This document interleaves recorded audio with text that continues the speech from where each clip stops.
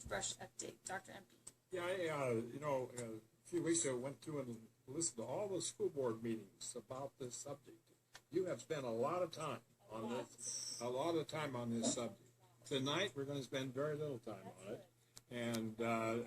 but you do need an update as to just where we are on it. So, Robert, would you give us a brief update, please?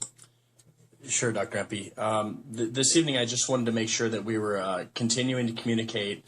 We haven't had a lot of progress in this particular issue, but I wanted to let you know that us, La Cañada Unified School District, and the City of La Cañada have collectively all agreed as entities to contribute up to $5,000 toward, not to exceed $5,000 toward the cost each, so a cumulative $15,000 pie, to fund an advisor to come in and see if they can come up with a creative solution whereby La Cañada could theoretically come close to holding us somewhat harmless if we were to find an arrangement regarding our boundary situation in the Sagebrush area.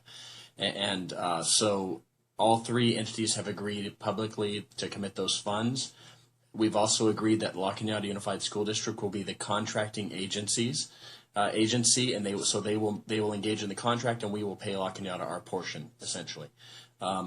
What's important to recognize that originally we were going to go with East Shore Consultant because the consultant we were advised to use was a gentleman named Shin Green. He's now with Capital Advisors, and Capital Advisors has agreed to take on this engagement under the same terms. And so the contract will be with Capital Advisors. As soon as La Cañada Unified School District executes that contract, we will set mutually agreed upon dates to meet, by which we will publish on our Sagebrush website, so the whole community can know what's happening with that. And I know the board has been working hard internally to set priorities and criteria, so when we go back to the bargaining table, we can all be working from a place of honesty and transparency, and hopefully bring this to a conclusion quickly. That's it. Questions? Just a comment. I know it's been an issue, like Dr. MP just mentioned. It's been obviously it's a very serious issue, and it's come back before many times through the 90s, and we're just listening to constituents too up in that area too to see what their needs are, to be understanding of what is needed to complement both districts. I know it's the same students, same families in a lot of regards. And we have good communication with the La Cañada School Board, and they're present. I know Christine's in touch, and Armin has been attending some of the meetings. And just to rehash what you said, this is an opportunity for this firm, Capital, what's it called again? Capital Advisors. So at least look at the fabric of, is this feasible too? Can we actually do it, financially do it?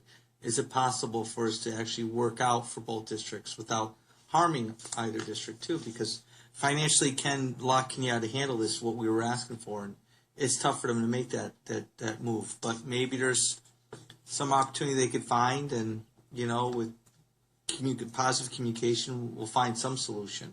We don't know what the time frame is with this, do we?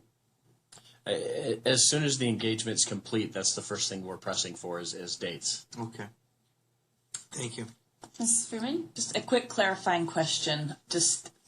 I hope I don't put you on the spot. So I know, the La Cañada Town Council, if you could maybe clarify kind of what their role now is in this process, and why the CV Town Council, kind of what their role is or is not, and kind of, because I know that has been brought up, I know, quite publicly recently with the CV Town Council, and just so that we understand kind of what the role is of each of those entities in this process. So I don't have quite the history with this particular issue that Dr. MP has. But I know it's been going on for quite some time. My understanding is that the Unite La Cañada Flint Ridge group has been pressing both their school district and their city council quite hard on this issue. And so everybody's been working very hard to find a solution that's manageable. I'm not sure how the CV Town Council fits into that conversation, though. I hadn't heard that. I think I can answer part of this. This is to understand the distinction. The process was actually initiated by La Cañada City Council, so they kind of started this whole ball rolling.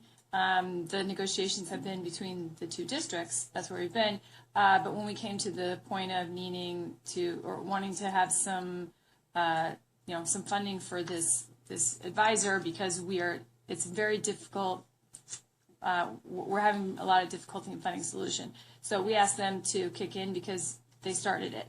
So essentially we asked them to help to pay for it. We've had no conversations in the last, probably year that have included, we had one meeting at one point that included a council member, but it was very, very early on. So all of the conversations since have been just between the two boards. So at some point, their involvement is pretty limited. This city council. Yeah, they have none actually at this point. So other than we ask them to contribute to the cost. So going forward, I guess I have heard some about that they may want to, especially because they're paying for some. And when we get there, we'll make sure that we have adequate representation from both. But they are a legal body that actually started this. So that's part of the difference. That's accurate, Madam President. Thank you, Dr. Gardner. And we had a communication meeting. I mean, was it Dr. MP? Was it 2 weeks ago? We had a meeting with the CV Town Council, yes. And we met 2 weeks ago. It's something we embarked in last year.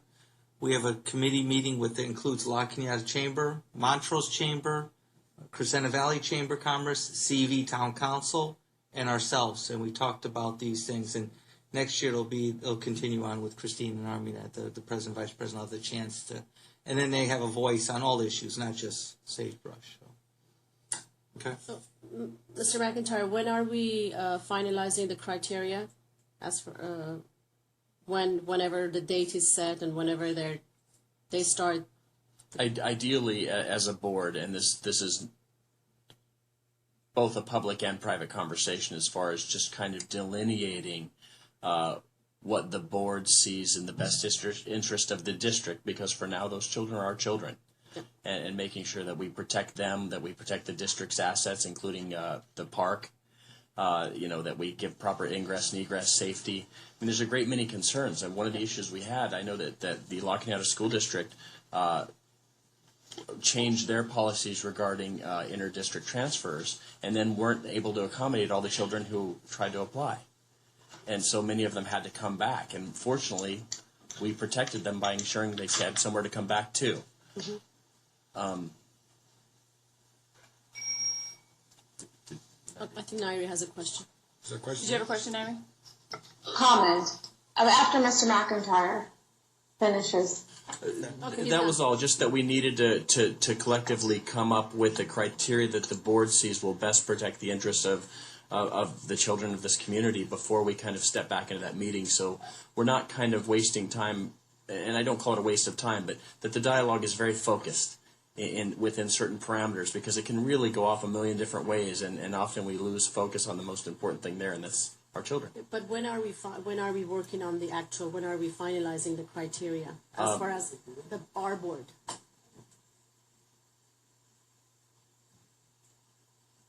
Are we moving toward, no? Okay. I think the answer is we're not sure yet. Okay. Okay. Because you mentioned in the beginning that we've shared some criteria with the board. The board has shared some criteria back. I think we've had a lot of very kind of big ticket items that we've had to weigh on recently, and I think fortunately the contracting period with the capital advisors has taken a little time, so it's given us a breath to really be thoughtful. So hopefully over the next board meeting or two, it'll be something that we can kind of put a pin in and get nailed down. Thank you. Mary. Yeah, thank you. So I do appreciate the update, and we want to keep as transparent. Well, we want to keep plainly transparent on this issue, and I am open, and we all are on the board here, but getting possible ideas from outside sources, and that's what we're doing right now. I welcome their input if there are some other creative ways of meeting the needs of our students, as well as the students of La Cañada or their district. I'm happy to know that. And I'm hearing from my board colleague, I guess, the concern of if in the future the La Cañada City Council is going to be more of a participant in our discussions, and I'm saying that cautiously because I understand from Ms. Walters, it is, and from all of us, it is not so right now. But if that were to become the case, then we really need to be mindful about the similar body being involved and active on the Glendale or La Crescenta side. So I think we're all attentive. I want to be attentive to that. So again, to clarify right now, the La Cañada City Council does not have an involvement, but if that were to change, then we would need to be mindful of that, because we want our La Crescenta or our City of Glendale folks to parallel in their involvement if that happens. And lastly, it's interesting, Mr. McIntyre's comment about criteria and discussion. So if we do need to come back and talk about this, because we've had discussions on this before in terms of what's important to the the Glendale GUSD Board of Education, whether or not it's the park or if it's other things, we've had a lot of discussions. And if we need to come back, because we do have a new board now, then let's do that and let's take it one step at a time on this. Okay. Any other comments? All right.